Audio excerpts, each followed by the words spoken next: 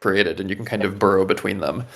But what I'm going to do right now is go ahead and create a new world from scratch.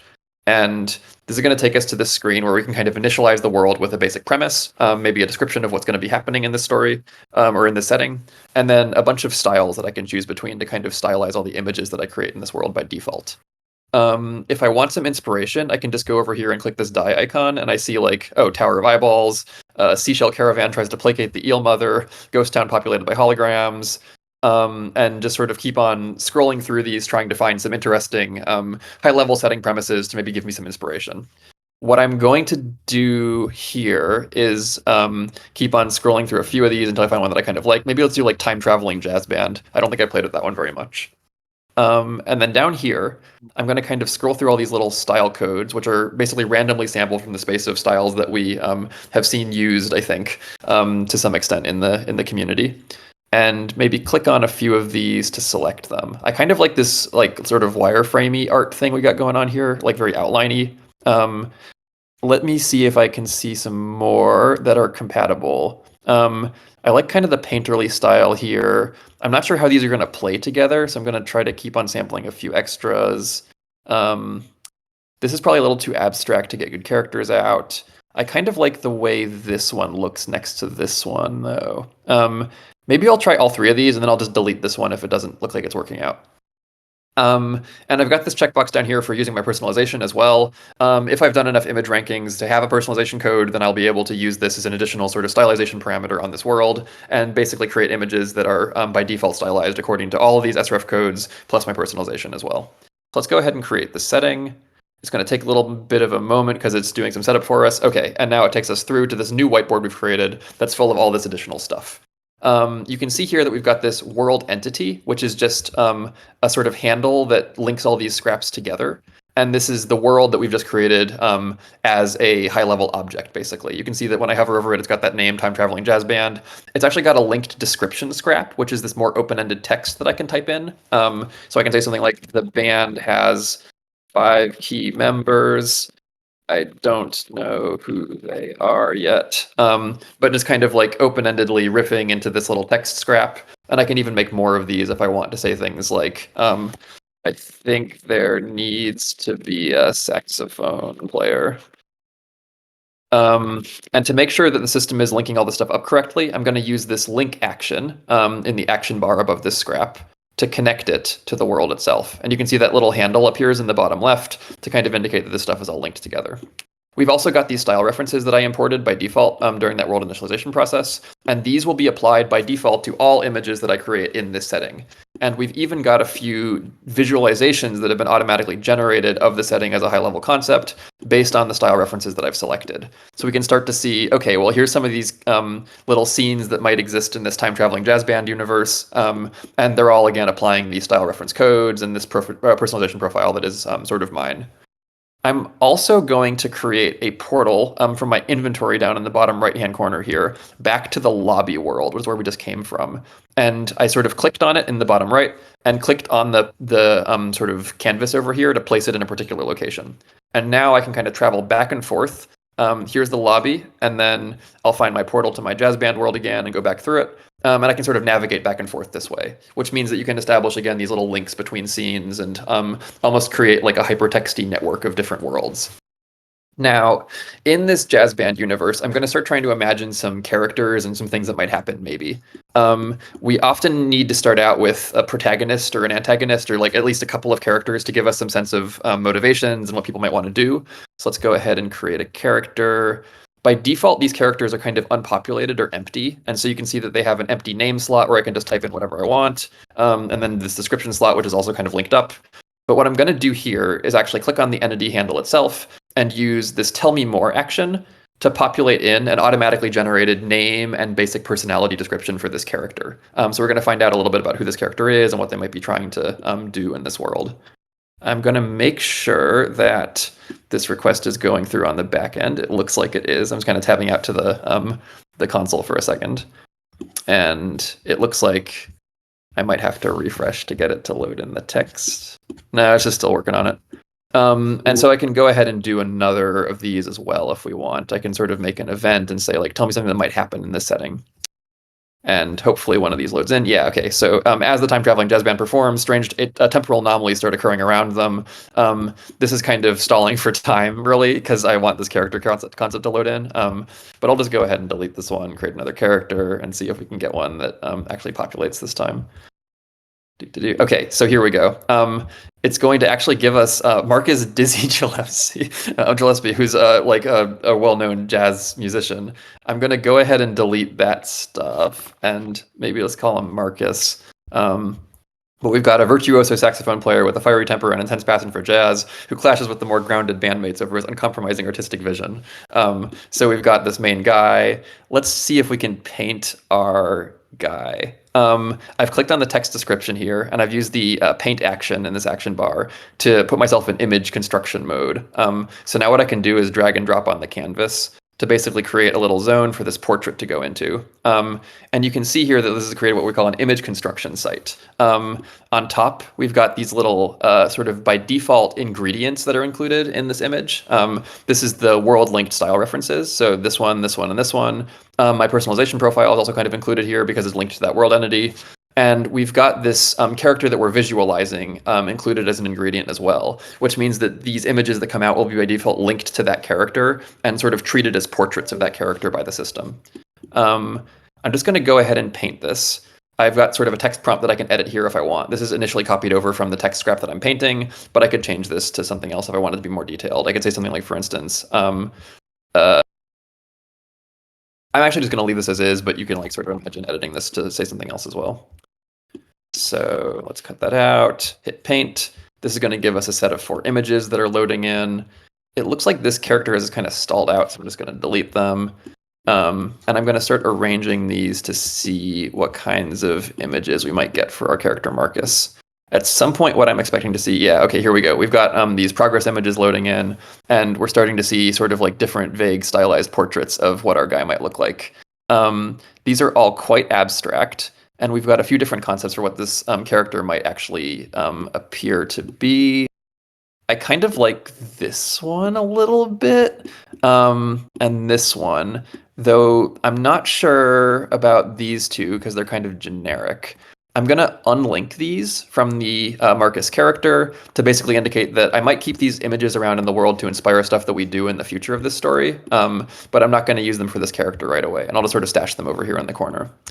And then between these two, we can sort of pick one of these to be our character's portrait, and then maybe use the other one to inspire a different character. So I'm going to unlink this one and see if we can create a different character who's based on this portrait as well. Now, we've got our first protagonist type character. We kind of are implicitly creating a conflict between the different members of this band, sort of in this personality description that we've got for Marcus. I'm going to go ahead and create a new character entity, link it up to this portrait, and then imagine via Tell Me More some possible... Okay, so it's given us Cassandra, which is not a great name for the character that's been depicted. Let's try again. Delilah Saxford. Let's just go with Saxford. And we're going to go ahead and populate in a description for this character as well. Sort of imagine a personality. Saxford has the mysterious ability to hypnotize audiences through his saxophone solos. Despite his talent, he struggles with crippling self-doubt between performances. So I think this is kind of an interesting basic character premise. To organize some of these scraps that are all attached to the same character, I'm going to go ahead and gather them. This is kind of a technique that we can use. I'm double-clicking this entity over here to kind of move all the scraps around as one. And I can do the same for Marcus if we want to kind of like group them up and be able to move them as a single unit. Now, let's try and figure out some things that might happen in this story. If I go ahead and create an event that maybe happens between these characters and start to imagine possible things that might happen there. Okay, so an encounter with a mysterious time-traveling figure shakes up the band's understanding of their abilities. They discover a dark force is manipulating the timeline, putting the future of jazz music at risk. And I kind of like this as a sort of very basic concept for an antagonist, basically, or something that might happen that causes like a conflict. So I'm going to go ahead and do one more character. We can maybe say some notes here, like this is the mystery time traveler who threatens the future of jazz. Maybe they're secretly an orchestra player or something like that. And imagine a name for them. Xander Quintus. And imagine a few more details about Xander. A master ventriloquist who throws their voice to manipulate the timelines. Their talking saxophone puppet Woody Woodwind conceals a powerful time vortex. The second line is just almost completely nonsense, so I'm just going to go ahead and cut it out. I actually encourage people who are using this tool to modify the text very heavily and reject things that they don't like, because that's how you kind of keep the tool from just taking you on a ride in some random direction. But I kind of like the idea of this being a ventriloquist and somebody who's like kind of using their mysterious voice powers to manipulate people. I'm going to paint Xander. We're going to do maybe like a wide character portrait instead of a narrow one, and we'll see how that goes. And we can maybe start to imagine some of these characters doing things as well. So let's go ahead and say, by repainting, using this repaint action in the action bar, our Saxford character, we'll do Saxford is soloing in front of a packed audience. It's in a dark club and people are applauding. This might be a little bit complicated to all convey in a single image, but we can see what we get out and kind of modify based on that. You might notice that when I repaint this this portrait, we've actually kind of default linked up this entity, Marcus, and we kind of see that, oh, actually it's linking up Marcus and not Saxford. I'm going to go ahead and infer character, which kind of says, okay, based on the fact that Saxford appears in this prompt, it's going to refer to that specific character. And that means that this portrait of him is now going to be used as a character reference for the images that we paint here. And so when I hit paint, we're going to get a little set of these. In the meantime, let's kind of look at our Xander Quintus portraits. Some of these are kind of a ventriloquist dummy more than a person, although I kind of like this like creepy costume he might have. I'm going to actually detach this from him. This is a weird image that I'm not probably going to use, so I'll just go ahead and delete this one. Not sure what's going on in this one either, but I'm going to create a prop that is Xander's dummy, and maybe link it up to this portrait so that this is now a thing that exists in the story as well. And I'll imagine some possible descriptions of this. An ancient artifact imbued with time manipulating powers. It speaks in an eldritch tongue that alters the flow of causality. Yes. Okay. So I'll move Xander's dummy down here. We've got Saxford as sort of, again, soloing to an audience. A bunch of people are very excited about this. I kind of like some of these. This one's kind of incoherent. This is a close-up shot of him. This is more of like the audience's perspective or sort of behind the audience. And this one is a little bit incoherent, but I do kind of like the vibe, so I might retain it and use it for something else later on. I'll just stash it over in the corner. And maybe it turns out during the course of this performance that there's a mysterious figure watching the stage from the audience. We only see them from the back. And I'm going to delete the Saxford character reference here and add maybe Xander over here and try to see if we can get some shots of maybe Xander watching the Saxford performance and maybe getting ready to intervene in some way that causes a problem. Only the back of his head, he has sort of a weird like reverse side of his mask or something like that going on. I'm going to delete this one too. I'm going to unlink this one and maybe, again, use it for something later. I just have this corner where I'm stashing the images that I think are kind of evocative, but I don't want to use just yet. And so we'll have Xander be kind of watching this performance from afar. And now, in the meantime, we can maybe see if we can get Marcus, who's kind of enthusiastically performing over here, to like try to get some energy into this.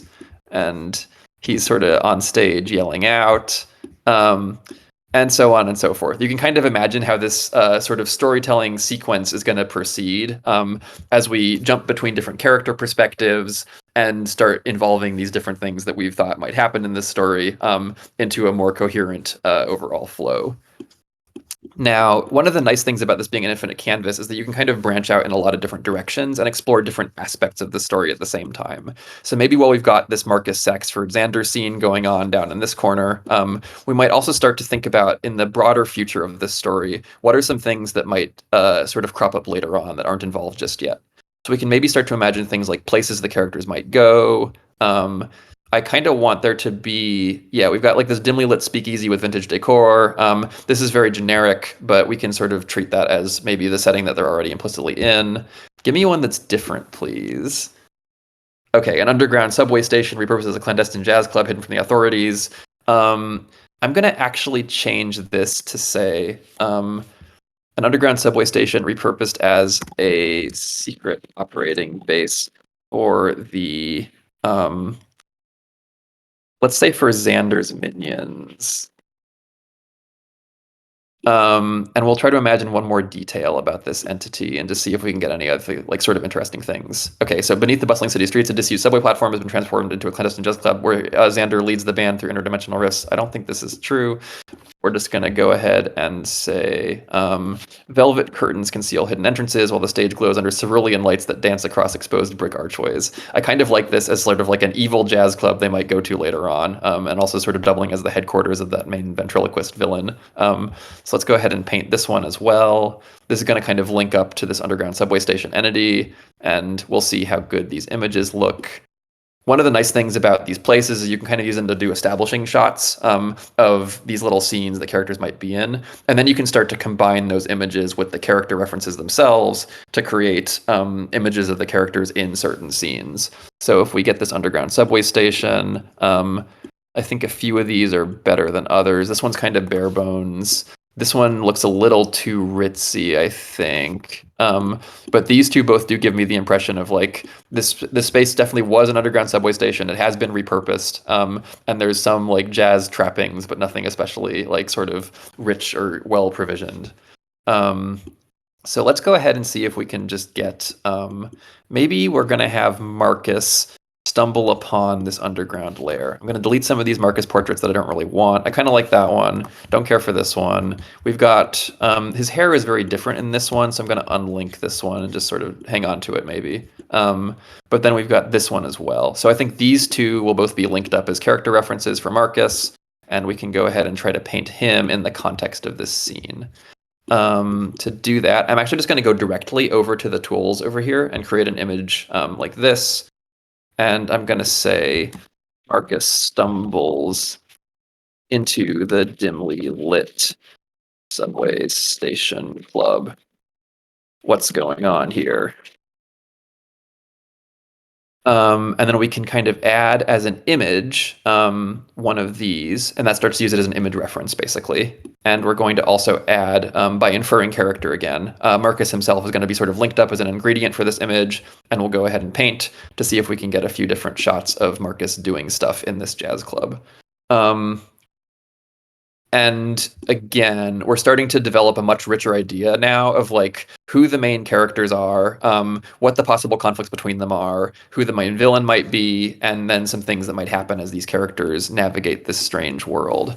So yeah, I kind of like some of these. This one, it's more he's sitting at a bar, so I'm going to reject this.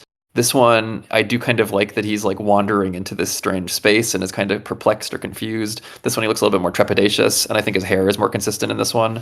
I might delete this one, and then this becomes our sort of default image of Marcus stumbling upon this strange location. And that means that this can be used as a portrait for him, or it can be used as one of these visualizations of this little underground place. So I'll go ahead and grab all this stuff, move it up here. I'll move this one down here. This is kind of the other jazz club that they're performing in at the beginning. Maybe I'll even spatially organize things by putting this one next to that first scene of the performance that's going on. And over here, yeah, again, we've got Saxford, we've got Xander, we've got Marcus, and they're all kind of doing their thing, kind of establishing who these characters might be. Okay. I have been working on this for a little bit now. And I think what I'm going to try to do is save this so that we don't necessarily like lose it if the server happens to go down.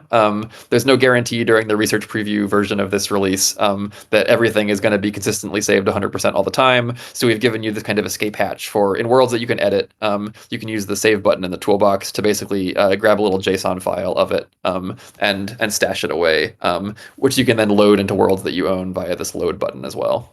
And in order to make sure that other people don't damage the stuff that I've created, because by default, all these worlds are actually visible to and even editable to other people, we're going to go ahead and hit the share button and maybe change the default permission level of this world from edit to view, which should basically lock in that this is a place that other people are now able to wander through freely. They're able to take a look at all these different characters and stuff that I've created.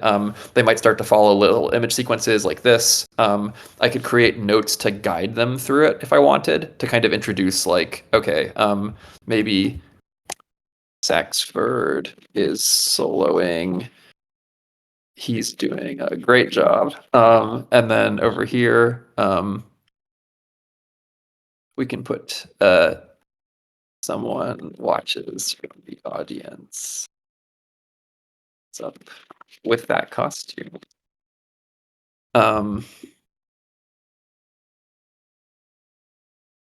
Marcus doesn't even notice. He's too focused on pumping up the energy of the performance. ... And so by arranging these texts with these images, you can start to, again, create more of a narrative through line to these. And obviously, you can start to imagine where the story might go after this point. There's lots of different things that can happen in these scenes. And we can kind of use these characters to create a lot of different scenes that are maybe interleaved in unexpected ways, and start to find lots of connections between things that are going on in the setting. But yeah, you might notice that I have not talked about some of the features that we have here. There's other types of entities that you can create, like events. We did a little bit of that. We did places. I actually created a prop for Xander's dummy, but I haven't done any factions yet. These are kind of groups of characters that might exist in this world and be trying to influence things, maybe from behind the scenes, or be sort of like greater forces in the world that you're creating. You can kind of randomize which entity type you want if you're just kind of like looking for inspiration and you don't care what form it takes. Notes and images I've covered. These are ways to just create more text and to create more images when you don't have something that you're like sort of specifically trying to depict. We use these portals to link between worlds. The profile scraps are kind of a thing that normally gets created by default when you do world initialization. But again, by linking these up to this world style, or to the world entity itself, they become default world styles and they're incorporated into all these images that we're generating. And if I want to, I can even sort of exclude some of those briefly. So if I decide that I want to do a non-personalized, maybe less sort of sketchy looking image to see what this world might look like otherwise, I'm just going to do like jazz club with a huge clock in the background or something like that. And we can sort of see an alternative way this world might look. And then if we decide that we like this way of rendering things better, we can even change the world styles to basically remove maybe my personalization or maybe this line work style or something like that are kind of giving it part of this look. And yeah, you can see this creates a much lighter, much more sort of like vibrant looking world in a lot of ways. One that's kind of bright by default instead of dark. And maybe one that's not quite as suited to the mood of the story that we're telling now, because we've got these kinds of characters creeping around in dark tunnels and those kinds of things. So I'm going to delete these, but that's another thing you could do is to kind of explore styles and very much tweak the individual styles that go into each image to kind of control maybe different parts of the world feeling a different way or having a different default vibe. And yeah, I've talked about saving and loading and sharing, and that I think basically covers the majority of features that you can use. There's a whole bunch of other things you can try that are kind of hidden away in these action bars on specific scraps. And one that I didn't talk about much was creating style references from a particular image. So if you like get an image that you really like the vibe of and you want to use that as part of your world styles, you can just create a new sref and link it up to that world. And now this becomes part of our default styles, et cetera, et cetera. But broadly speaking, I think the best thing to do now is probably to try turning some people loose on it and to see how things go. Before we do that, do we maybe want to do a quick Q&A period or something? Oh, chat wanted me to slow down. I missed that completely. Sorry about that. Yeah, do we want to do a quick Q&A period maybe? Yeah, I can post the hive mind and we can start asking questions. Cool. Just want me to read them off to you, or are you in the hive mind? Can I get the link to the hive mind again? I've lost which of the many tabs I am currently looking at. Right.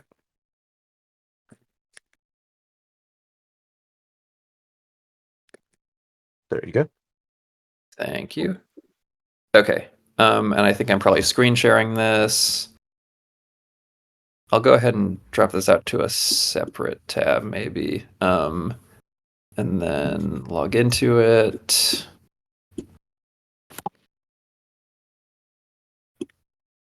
Okay. So I've got. Should I start just taking random questions off the queue here, basically, or are people ranking things? What's the thinking? If you scroll down to the leaderboard, you can see what's Yeah, okay. up, and then you can click on the one that you're discussing to put it up at the top and remove it from the board. Cool. Okay. So yeah, number one is, can we use character references we already have? The way to do this right now is very, very awkward, but you can, in theory, do it.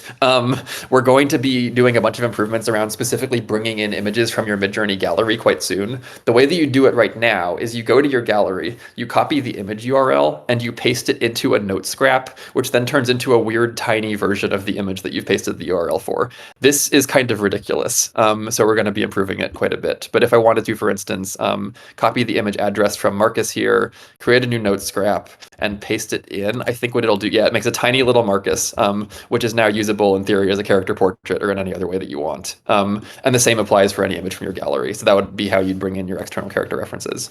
You also, if you really want, can, in this text box here, use some of the parameters that you're familiar with from other parts of the Midjourney interface. So if I were, for instance, to paste in this image URL, but just put cref in front of it, I can do, like, let's say, there he is, paint a few images, and these will in theory reflect Marcus, this character that we just pasted in the image URL for, because it's kind of passing those generation parameters along. Yeah, here we go. So again, this is kind of awkward, but we do support it, and we're planning to add a way for you to import images much more easily in the near future. This is something that's just kind of taken a little while to get working. I'm going to delete these, pop back over to the HiveMind. How do I dismiss one of these that I finished talking about? Just click on it, and it will be added to the currently discussing, and then click on the next one. Oh, click on the next one. Okay, cool. Yes, can we import existing MJ content? I think I basically just addressed that one, so I'm gonna put it up here, and then we'll move it down to the next tier. Will there be a dark mode? Someone in the mods and guides community has created a dark mode style sheet of some sort. And I don't think it's been shared yet, but we're planning to add one in the future. Yeah. Right now, this is not supported in the current version of the tool. Will these images created on these canvases be editable within the canvas? This is another thing that's kind of a future integration that I think we're hoping to add. We have the arbitrary image editor, obviously, that we launched a few weeks ago. There's a bunch of extra tools for varying images and doing these kinds of things, and a lot of these are going to be added over time. So the hope is that you'll be able to sort of pick the images that you've got on this canvas, drill down into them, and modify them in the same way as you might one of the text scraps right now, but using the existing in-painting, out-painting tools and so on to kind of modify them locally. So yeah, I think we do want to support that. It's just a matter of trying to bring that editor component in to the user interface, which is quite elaborate. So that'll be probably I'm guessing like around the middle of next year thing that we get arbitrary image editing integrated with this tool. Let's see. Will this tool work in stealth so other users can't see our world building stuff, just like stealth mode for regular images? I actually don't know the first thing about how stealth mode works. My impression is that stealth mode is something that mostly applies to Discord, or does it also apply to the website, Ancient? It also applies on web, yes. Okay, so on web, Testing it, it works. The world will be visible, but they will still be stealth on web. okay. And the world itself being visible within Patchwork, this is a thing where you can actually change the sharing setting to none, so that this becomes basically a totally private by default world. And then if you really want to, you can even create a world that's completely private except for you and your friends, and kind of add their Midjourney IDs in here to put them in as editors. So we have a few worlds that are like that in the production instance right now, where I've created a world, I've locked it so that no one else can mess with it, but then I've added some of the other storytelling lab members, and they're able to sort of modify stuff. What I see coming through a lot is if the images will go to your normal gallery, and the answer to that is yes. Yes, they are definitely going through to your normal gallery, and that includes basically everything generated in the tool. So your gallery will get filled up with these things as you sort of create stuff in Patchwork. Will Patchwork essentially allow us to use multiple crefs with ease with the linked references? Yep, that's pretty much the idea. The characters as entities are able to support kind of an arbitrary number of these portraits being attached to them. So you can see here that Saxford, for instance, has this default portrait that we created, but then also a lot of the images in the sequence that we've created of sort of like more narrative stuff are linked to him, which means that they're all taken into account as character references when we generate more Saxford images. This means that in a sense, you're kind of refining the system's idea of what this character looks like over time. And by choosing which images do and don't get linked up to that character entity, Saxford, you can kind of refine the system's visualization of like what are the most representative portraits of Saxford and what does he look like from maybe different angles or at different, sort of costumes or in different stages of his life, those kinds of things. And so I think this is a really sort of interesting affordance to blend together lots of different character references.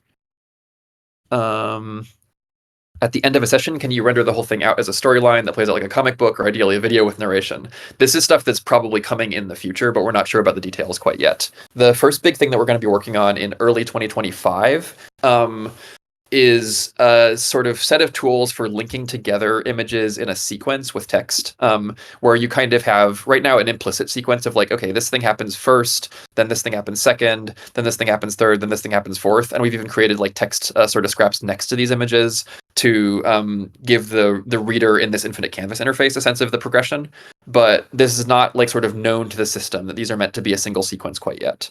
So we're going to sort of be building out a set of features around maybe getting automatic inline suggestions for where the story might go next, picking the ones that you like and rendering those out as images, maybe in-painting panels between pairs of panels that have already been created, maybe sort of going back into a sequence that's all linked up and editing them. And there will be kind of a visual backbone that shows the reading order of these panels, both for the users and for the system, to kind of make sense of the image sequence. At that point, I think we can start to support a way to export a single visual page that has the images all kind of laid out in relation to one another like they are in the tool. And that becomes maybe sort of like a giant PNG or like a web page you can send people or something like that. Basically a little sort of comic that you can share. How many fast hours are getting burned with a session? I actually don't know. I think this is basically the same sort of costs of usage in terms of your hours as this like as doing generation in the standard Midjourney either Discord or website flow would be. So it's not going to be exorbitant compared to what you'd expect from Discord or the website. However, we do generate like a lot of little throwaway images in the course of making some of these worlds, and that means that if you're only retrieving or only like sort of keeping or hanging on to like a handful of the images that come out of the generator, then obviously there's more sort of like almost bycatch in the sense of like images that you don't necessarily want but that are getting produced anyway. They do generate at a lower quality setting by default, though, so it should balance out. This is true, yeah. We have for mostly speed reasons, but also cost reasons to some extent, made it so the default quality for all of these is Q.5. And I think you can set the default quality parameter yourself if you want by actually adding a note scrap with text parameters like Q1 that's linked to the world entity. And then that becomes a default parameter that gets slotted into all your new images by default. So if I go ahead and create this, you'll see that it automatically populates it into the text prompt component. And you can sort of use this to set up complicated sets of parameters in the default settings of the world as well. Which segues nicely into the next question I see. Is this Niji compatible? The answer is mostly yeah. And if I go ahead and add --Niji to this text scrap that gives me the default style parameters for the world, I can again create an image. You'll see that Niji gets populated in, and I can even render out like, let's say, Jazz Cat or something like that. I don't even know what that's going to give me, but I'm going to try it. I think what's going to happen here is that because my profile, my personalization here is a basic Midjourney V6 profile and not a Niji profile, it's going to reject this batch of images. Yeah, so it failed to generate because basically that's not a personalization profile that I can use for Niji. But I can regenerate from the same image construction site, remove that, and hit paint. And then that'll start to give me a set of images that are Nijified versions of those same style references with whatever text prompt I put in. So you can even create worlds if you want that are basically using Niji personalizations by, again, using this profile sort of feature over here, linking those to the world entity, linking up the dash dash Niji parameter as a text scrap to the world entity, and creating a setting that is all using the anime model for your character rendering and your image rendering and so on. Can people without a subscription view these boards? We are still trying to figure out a lot of the access rules around this stuff. I would really like for people to be able to view this stuff publicly without it necessarily having to be you're a paying subscriber to the tools. But we need to work out personalization, or we need to work out permission stuff a little bit more before that can happen. So I think what we're probably going to do by default is only people who have a current valid subscription are able to view stuff that's created in the tool. And then we'll start to expand publicity or expand the ability to publish this stuff a little bit more as we figure out the fine-grained permission stuff a little bit better. Is there access to a linear narrative or non-linear? I keep thinking of how Twine works with storytelling, where you can play a story. Yes. We are very, very interested in using specifically like interactive narrative functionality with this sort of stuff that you're creating in these worlds in the future. There's a system that we're working on in the background that's kind of a you can kind of script a narrative scene that involves some of the characters that you've created in Patchwork. Maybe like sort of importing the setting you've created here, importing these characters, maybe using the personality definitions that you've created as the way that these characters tend to talk or act, and then start to do little narrative scenes that have triggers in them so that when you say a certain thing or when a certain thing happens, it progresses the plot towards one of these like sort of semi-prescripted things that might happen. So interactive storytelling is sort of a big future exploration area for us. That's not probably going to be integrated in anything that we ship in the immediate future, but it's definitely very much on the radar. And my background is kind of in this interactive storytelling area. So I did a lot of Twine stuff during grad school, for instance, and I'm excited to kind of bring some of those affordances to the storytelling platform here.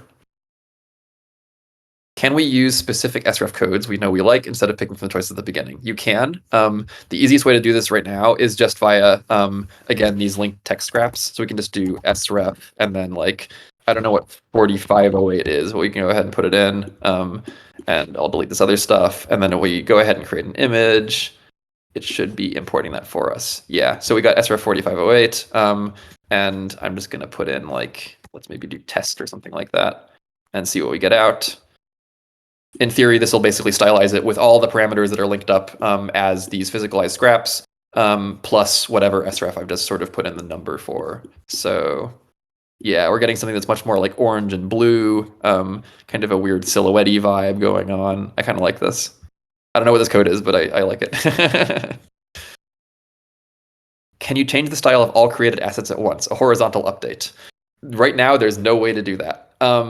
What you can do is you can sort of painstakingly go through and regenerate all of these with different srefs linked up to the world entity, and that'll sort of change the way that the re-rendered images look. But at the moment, these styles are kind of locked in when we bake the images, basically. In the future, we're really interested in tools for retconning this world. So maybe changing at a large scale some of the text when you decide that maybe a character is now a different person than they used to be. We can sort of go back and like rewrite their name across all the different text scraps you've created. We can maybe even automatically queue maybe like slow regenerations of images that have been restyled or something like that. But there's no features for this currently, and we don't have like an immediate term plans to support that. Does Patchwork have the full image creation prompting capabilities as the website? Mostly. I'm not totally sure about the full space of CLI parameters, the sort of like dash dash parameters you can type in at the command line. But a lot of them are supported. And for the most part, everything that I've tried has worked.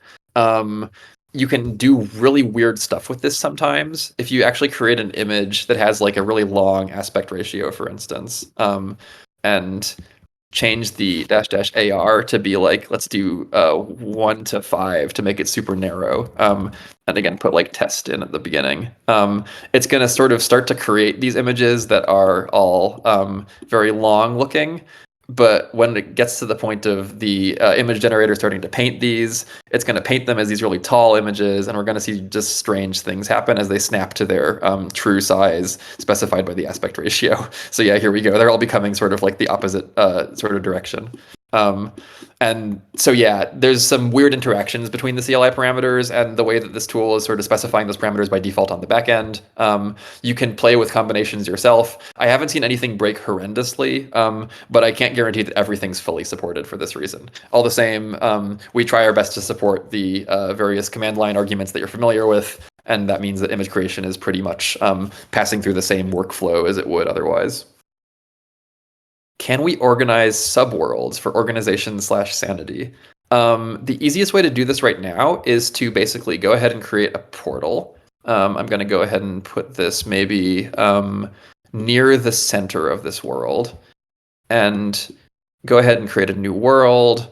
I'm actually not even going to bother initializing this one. I'm just going to X out of this world init modal and call this like extra jazz oddities. Create the reciprocal portal from my inventory back to the world it just came from, and then maybe like copy paste some of the scraps that I really want to keep. I'm shift clicking on these to add them all to a big selection. These ones are kind of weird for the style of this world, but I do like them, so I'm going to hang on to them. I Control C. That puts them all in my inventory down here. When you hover over them in the inventory, you can actually see them sort of being previewed for you. These are kind of large. I kind of want to minimize those previews a little bit more. I didn't realize they were going to be that big.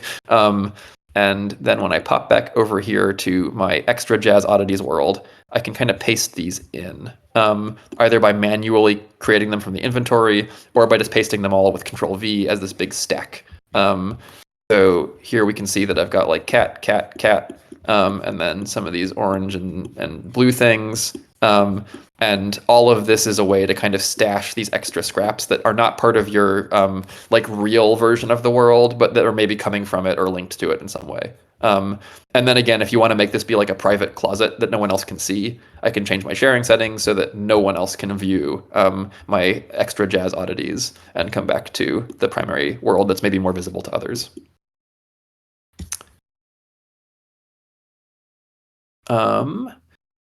Can we link those characters to create a new in together scene?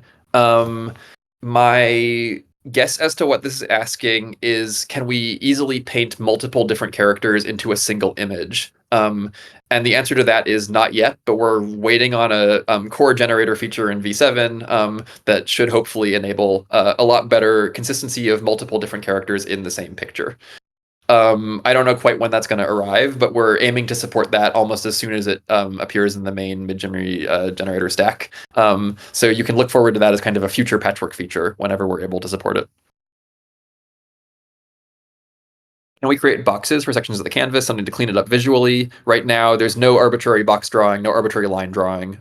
You can use the gather feature on entities to kind of group together all the scraps that belong to that entity, which I think I showed a little bit of at the beginning. So if I like move Marcus's entity handle all the way over here, and then say gather, it's just going to pull together all the images of Marcus into a single place, basically. And then I can undo that if I want to put them back where they came from. But this is a very limited organizational feature, and I think we're planning to think through how to do organization a lot better in the future. It's just kind of a like on the long-term roadmap thing. Can we upload our own images? I talked a bit about this with bringing in images from your Midjourney gallery already. In terms of arbitrary images that just come from the outside world, not yet, but we're going to support that too. So I think in the next couple of months, you should be on the lookout for a feature that will allow you to sort of do image import, which will include both your own images from outside Midjourney and things you've generated elsewhere in the tools. Will this work with relax mode? I honestly don't know how relax mode works. Is that a thing that you can do with a command line parameter, Ancient? Technically, yes. Generally, it shouldn't be an issue. If you have your settings set to relax, it should generate fine. It just will take longer. Okay. Yeah, I haven't tested this myself, but it sounds plausible. Will you add some sort of sequencing tool? I want a timeline. Yeah, we're talking a lot about this. The next major release in terms of like features is going to be about sequencing of images and text. And that initially is just going to be a way to create little sort of sequences of panels and text that go together. In the longer term future, we also have some design sketches of like a proper timeline view that maybe shows all the different characters in your world, where they are at a bunch of different time points, maybe sort of rendering different locations in parallel and sort of how the characters move between those locations, like a really elaborate kind of planning tool for more complicated stories with large casts. So this is something that you can kind of maybe expect to see in, I'm guessing, like late 2025 is my guess, but it's not like sort of concretely planned out just yet. We just have a lot of design sketches that we think are cool. Do scraps accept all parameters like random and chaos? As far as I know, mostly yes, but try them out and see. How can we get characters to speak to each other? Do they have to be in a separate image or can they be in the image together? Yeah, so right now characters tend to work best in separate images just because it's using the same character reference tools as you see elsewhere in Midjourney under the hood. That means that right now, if you try to paint a bunch of different characters in the same scene using different character references, it's just going to kind of mush those character references together most of the time and paint like a hybrid of all of the characters onto each of those different figures, which is usually not what you want. But in the future, we're again planning to support better images, the creation of images that include multiple different characters that all look coherent. So when that arrives in the main Midjourney stack, you can also expect to see it in Patchwork. How infinite is infinite? I have not really pushed the limits of this. By default, the zoom out will only allow you to see like a certain level of zoom. So I'm trying to zoom out further right now, and it's not letting me because I haven't spread out my images or my text that much. But you can see that if I like go down here and pan, just drag this thing all the way out here, et cetera, and then zoom out, it suddenly lets me zoom out way, way further to see everything. And so, again, I have not really tested this, but in theory, there might be some sort of like weird Minecraft Farlands effect that starts to kick in when you get like really, really far from the origin. Let's just see. Okay, yeah. So you can see that these things are getting very small and hard to read. You could pack a lot of stuff into this space. We might eventually put some sort of like maximum zoom out threshold on so that you can't like zoom as far out as like imaginable. But for the time being, the infinite canvas is pretty infinite and you can put things quite far away from the spawn if you want. And scraps be grouped together to move them around more easily. Yeah, I showed a little bit of this with the entity organization features already, but in general, when you double click on either an entity itself or one of its entity handles on the sort of linked to it scraps, it selects all of the scraps that are part of that entity, and then I can move them around as a single unit like so. In addition, the gather feature allows me to kind of group them all up by default like that, and I can, if I want to grab all the images that were part of a single batch, a single generation job, I can just double click one of those and it'll grab all of those images as a set, so I can move that as well. This is really helpful when you just created like a stack of images all at once, like the sort of like 4 images overlaid on one another during the loading state, and you want to move that stack some other place. There's a few other grouping features that we might add in the future as well, but these are sort of the default ones right now. Let's see. Yeah, can we upload our own images? Not yet, but soon. Are there snap settings on the grid? Not yet, but maybe we'll add that. I'm not totally sure. We haven't thought about it that much. Expandable and collapsible folders. Not sure. Again, organization is a thing that's probably going to get very pressing when people start to make like larger and messier boards. So we'll think a lot about organization features maybe in like the middle of 2025 is my guess. Are there breadcrumbs to follow back to all that has been applied to each scrap? Yes. This doesn't work 100% when you're using complicated parameters in the command line, especially. But when I use this repaint action, which again looks like this little repeat one icon on the action bar for an image, it's going to put me back in image creation mode, and I can kind of drag and drop a new image creation zone. And it's going to, by default, bring in the character that I had, the different style references that I had, this profile that's linked up, all the ingredients that were incorporated into this image, including even the textual prompt that I used to generate this image in the first place. Which means that it's relatively easy to kind of chain like variations on the same image a few different times and create even like little remixes that include slightly different ingredients or that tweak up the prompt a little bit before you decide that you're done with the like final version of that picture. So this is actually kind of one of the nice things about being able to rapidly frame out these image sequences. You can kind of do like whoop, whoop, whoop, whoop, whoop, and it's like create a little sequence of panels very quickly. Will there be a version or a way to save versions of the same character to sift through evolutions? We're thinking about this, but we have no idea what to do about it just yet. I like this question though, because it implies this whole idea of like character version control or like world version control, which is something that we're very actively thinking about, especially because it kind of overlaps with like the fan fiction sort of community's view of how characters work a little bit. And I've got some like sort of theories about the best way to support this.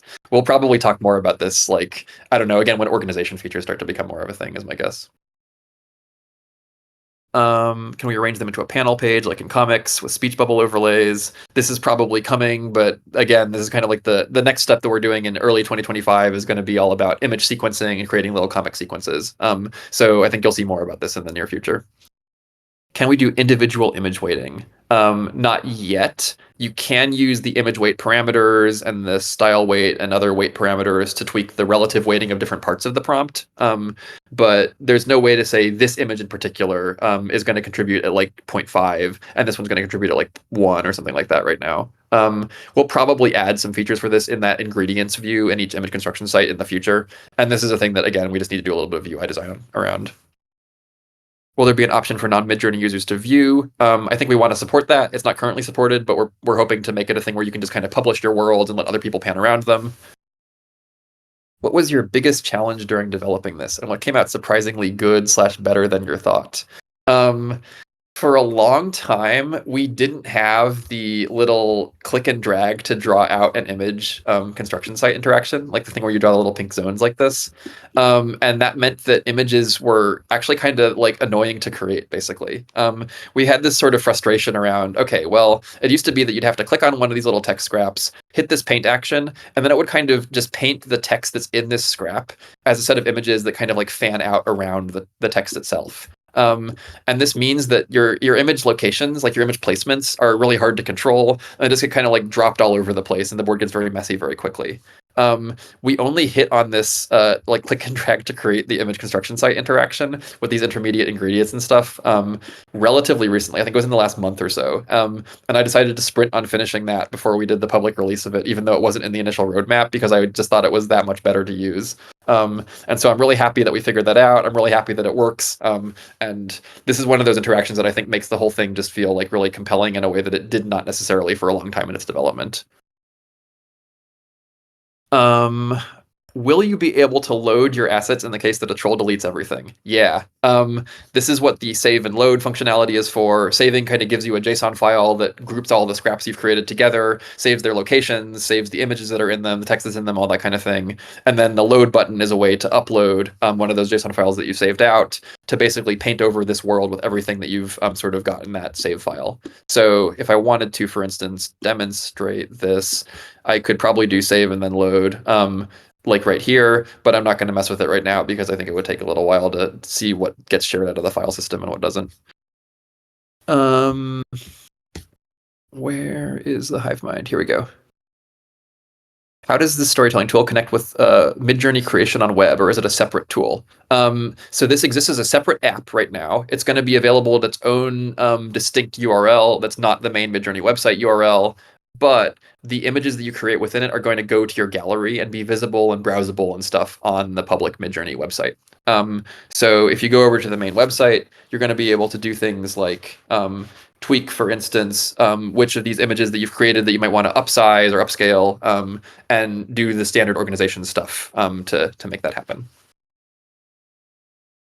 Let's see. Can you add portals to other users' worlds? You can, as long as those worlds are publicly visible. So if I go in here and create a portal really quick and link it up, you can see that this kind of lists out all the worlds that I own. But this is kind of my personal local instance of Patchwork. On the public server, this is going to have a whole bunch of other stuff as well, which include things that are not just owned by you, but also just editable to everyone or viewable to everyone. And so you'll be able to sort of establish these little like sort of links between different things that are maybe like thematically aligned or that feel kind of relevant to one another, even though different people are the people who initially created them.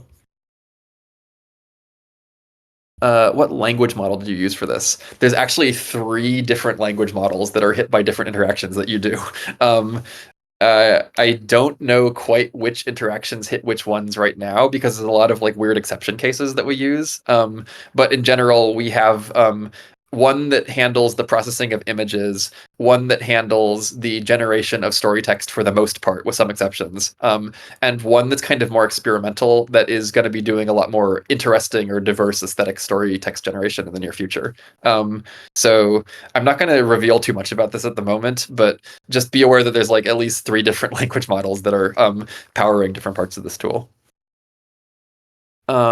What does save do? Yeah, it just gives you a JSON file. So the zip is something that's quite, I think would be a nice, like, sort of additional feature, where maybe it like breaks down both the way everything is organized and then also the individual images are just given to you as files.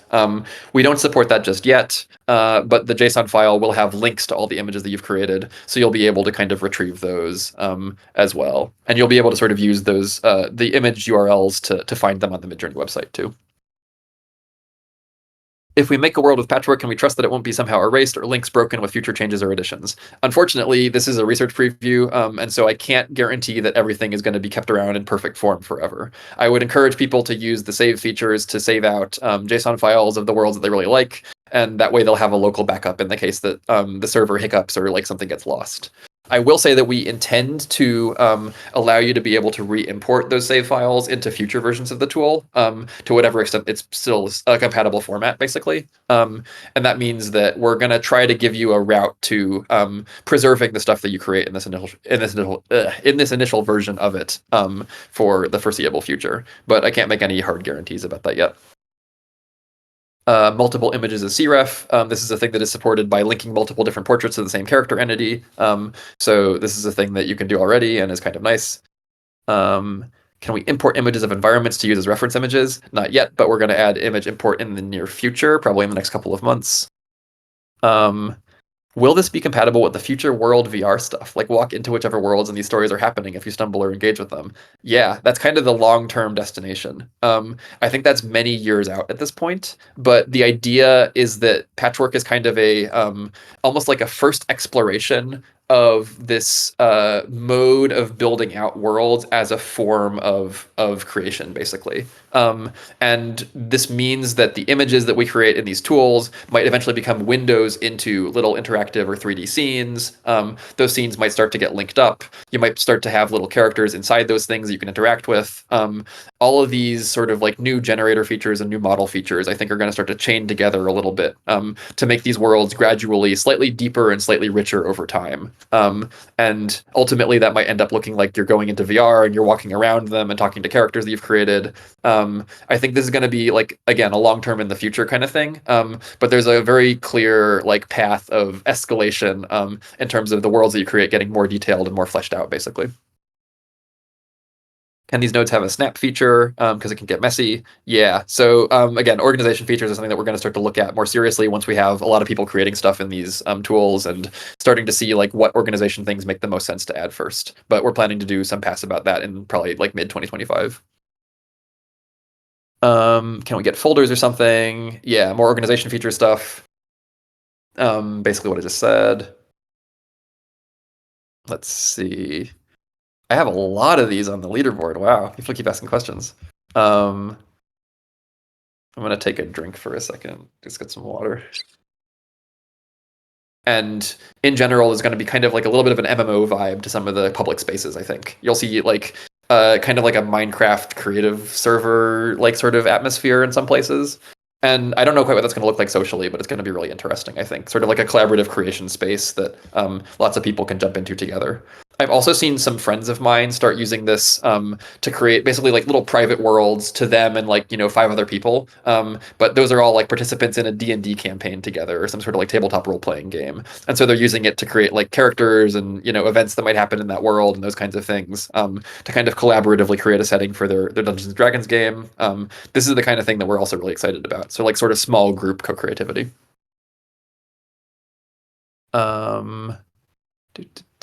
Any plans to support describe? In the sense of getting textual descriptions of images, we do have some support for that already, but it's not using the /describe features. So if I click on this character portrait here and just hit tell me more on it, it's going to populate for me some text. Hopefully, it'll take a second because it has to do all the image processing stuff. The mask's surface is imbued with the ability to absorb sound, allowing the wearer to harness it as energy for time manipulation. This is why the figure's expression, though static, exudes an eerie aura of anticipation. So this is not exactly an image prompt, right? It's not the kind of thing you'd necessarily put into like image generation directly, but it does give some maybe some details or some elaborative narrative text about the image. And so this is something that's sort of described like that we do support now and that we're planning to keep supporting in the future. I think this is going to get a lot better too over time as we build out a better text model stack.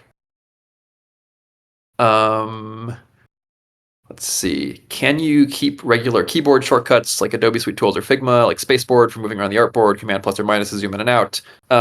Yeah, so to whatever extent it makes sense to do that, we'll try. I think there's a lot of different Canvas type apps that have different controls, and so we're kind of borrowing direction from a lot of different places right now. And that means that whatever your personal favorite Canvas tool is, it might not support all of the navigation sort of features that you're expecting from that one. But we do have keyboard shortcuts for panning around. We have sort of zooming in and out is, I think, on the scroll interaction right now. There's a lot of other weird things like that that we're trying to support, but we're going to be keeping tabs on the most popular Canvas interfaces and like trying to see which features it makes the most sense to support. From where are these pre-populated storylines coming from? Does Midjourney have its own large language model? So yeah, again, we have 3 different language models. A couple of those are coming from different companies that we're sort of like we've got contracts with, and one of those is kind of an in-house thing that we've fine-tuned from one of the big public open source ones. I don't think I'm going to say much more about that right now, just because it gets into a lot of technical details. But there's like a bunch of different sources for this text. Can we have on a Midjourney webpage separate way to organize out patchwork assets? Not planned right now, but I'll talk to the web people about it. Will there be a stealth option? I think we talked about this a little bit already. There is a way to use the stealth mode in conjunction with the images that you generate in this tool. The worlds themselves that you create will be visible to all by default and actually even editable to all by default, but you can use the sharing settings to set these to be private and create a world that is for just you. Once you create a patchwork, are there specific ideas around how someone can explore the world or scenes and create, say, books, comics, or movies? I think I'm just going to leave this to the future, to be honest, because there's so many different things that we're going to try. We're really interested in comics for sure, like sort of being able to organize sequences of images into like character exchanges and kind of like progressing a story through mixed images and text working together. And we're also really interested in interactive narrative, so like maybe talking to your characters in a textual way and having them have distinctive personalities and writing styles and those kinds of things. But details of that are, I think, to be announced. We have some more prototypes in the works that I think you'll be excited about for that. Can the world IDs get a toggle I button to make them viewable or not for screen sharing / streaming and not having all the IDs visible? That's a really great question.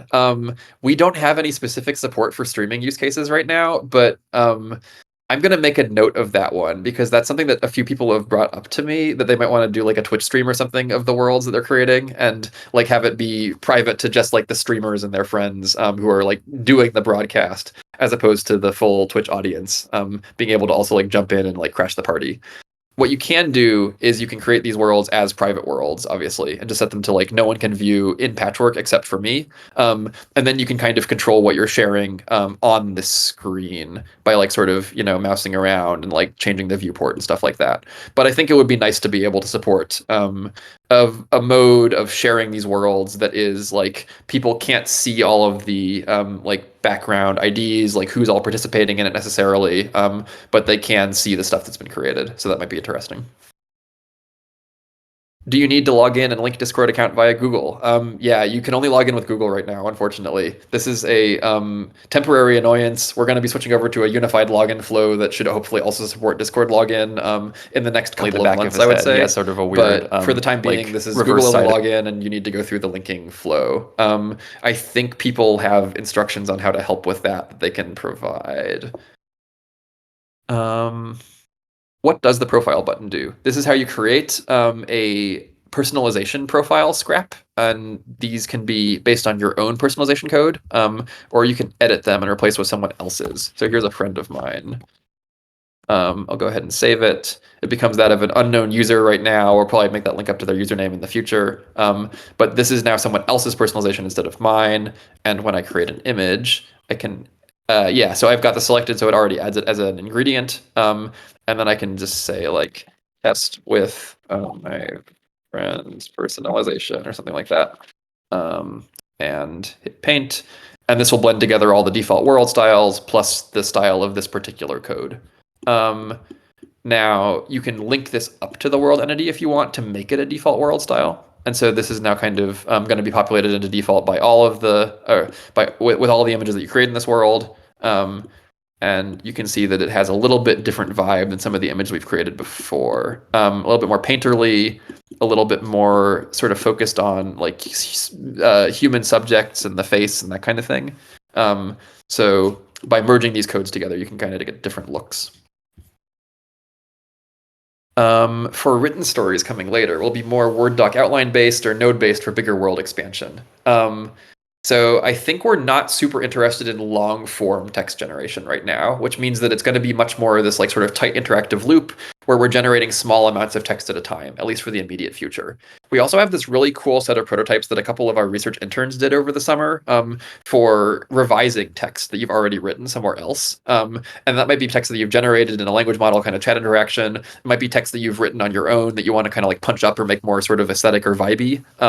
And those interfaces we might sort of trial in 2025 sometime as like things you can play with. Those are going to involve like highlighting little ranges of text that you've already written and maybe getting suggestions on how to improve or change those ranges according to stylistic constraints that you're applying, maybe giving you a bunch of different affordances for like modifying the text or trying to change the way that it like sort of feels to read.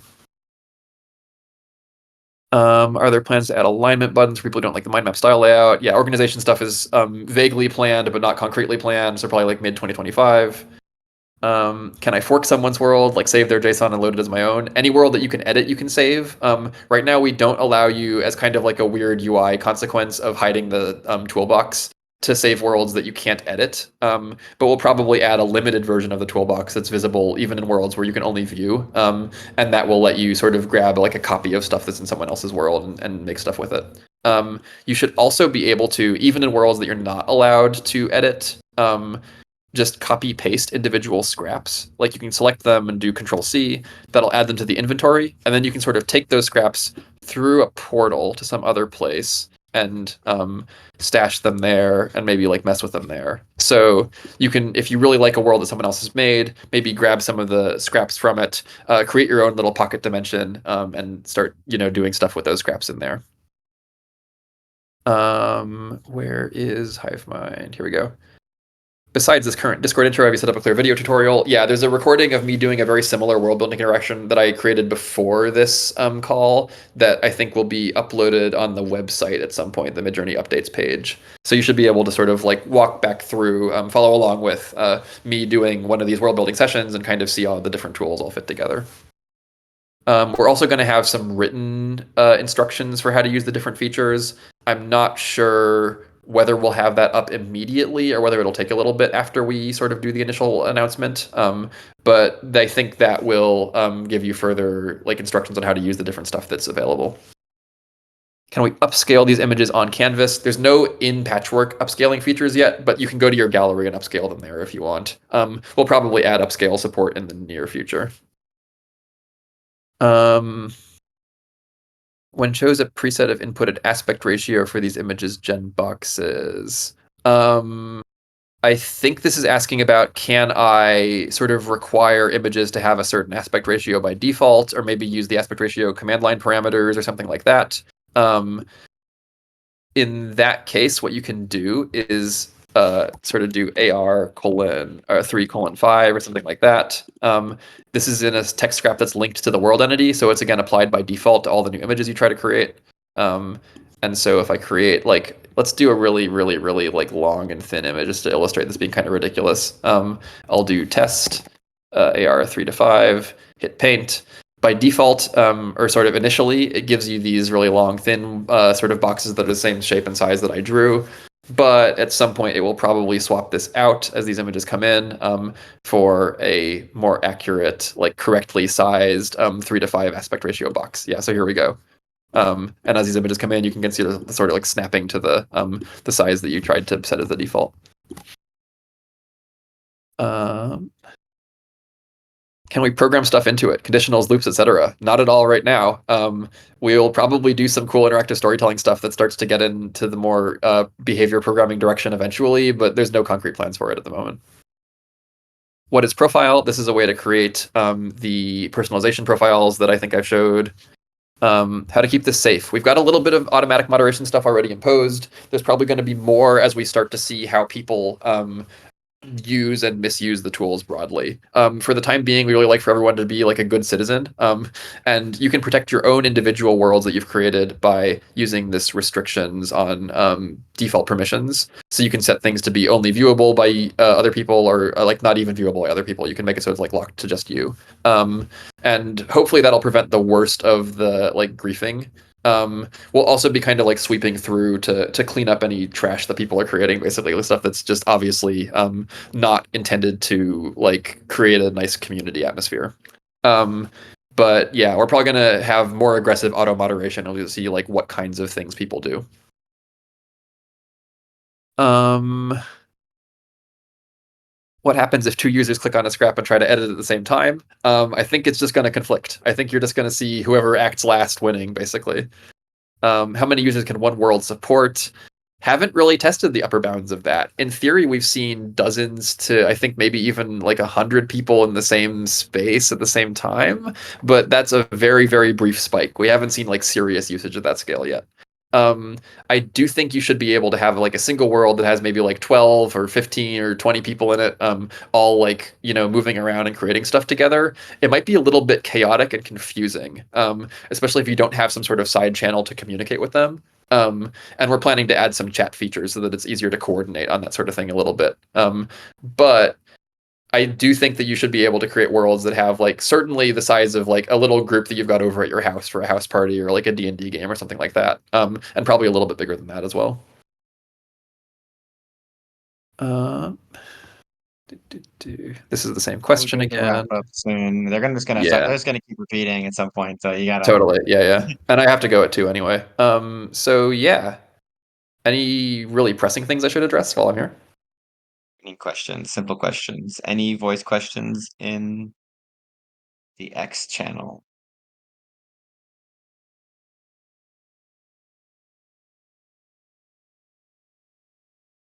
Voice questions on the X channel. I'm not sure if I can watch it easily. But it might be good. You want to wrap? You want to like any? How are we gonna let people use it? What's the plan, Max? Yeah, so I think our initial rollout plan is to post a announcement on the website under the updates section, I think later today, and start to see how much it's able to handle the load of people starting to play with it. Um, when you load into the public instance of Patchwork, there's going to be a little bit of a lobby world that shows you some default, like sort of very basic instructions on how to use stuff. And then you'll be able to sort of like go through a portal to one of these little sandbox zones that are publicly editable by all, and then from there you can create portals to your own little worlds and create additional sort of settings. So I'm planning to like post that I think later today. Maybe even right after this call. I'm not totally sure where that's sitting right now because I've been answering questions for the last like hour or so. But yeah, we're hoping to do like a little bit of a like research preview rollout where people are allowed to play with it and just sort of see how things go. If it seems like it's really stable, we might keep it up. If it seems like things are crashing a lot and we need to like address a lot of problems, we might take it down for a while and then sort of like put it back together and re-put it back up in like a week or something like that. But either way, I think we are hoping to do like a pretty wide like just kind of like special event open deployment for a little while right after this.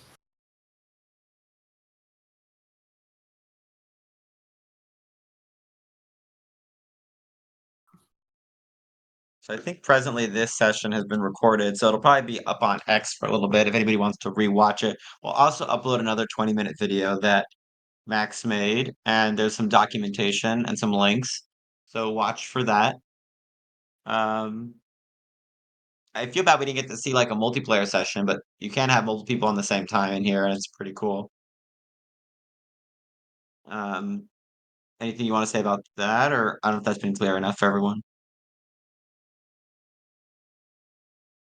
Hello? Oh, sorry, I zoned out for a sec. Was that for me? Yeah, yeah, yeah. Cool. I was scrolling Um, back on the VC text channel because I see there's a bunch more questions there. okay. I was just saying there's multiplayer too. I don't know if it was clear enough, but we can. Yeah. And then you have to. Another thing that might be confusing is you have to link your Discord account with a Google account in the website before you can log in with a Google account into this because of login fucking hellscape nightmare world. But we'll have some directions on that. It's probably only a few steps. So watch for that in the instructions. I think that might be it for the day. I know it's definitely things are a bit experimental, but there's a lot of really cool stuff here. I hope people enjoy exploring it. We're gonna try to learn a lot from watching everybody use it.